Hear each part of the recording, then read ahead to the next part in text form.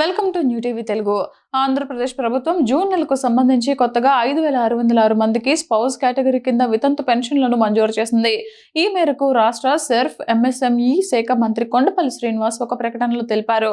June 1వ తేదీ నుంచి రాష్ట్ర వ్యాప్తంగా మొత్తం 62,34,445 మంది లబ్ధిదారులకు పెన్షన్లు పంపిణీ చేసేందుకు 2,728 కోట్లను ప్రభుత్వం విడుదల చేసిందని ఆయన పేర్కొన్నారు.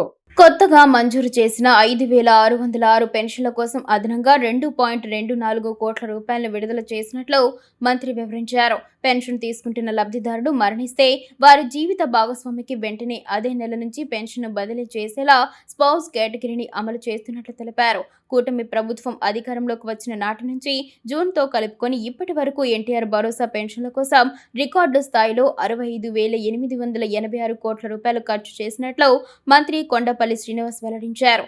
జూన్ 1వ తేదీ ఉదయం నుంచి గ్రామ వార్డు సచివాలయ సిబ్బంది లబ్ధిదారుల ఇళ్ల వద్దకే వెళ్లి పెన్షన్లను పంపిణీ చేయనున్నట్లు ఆయన తెలిపారు.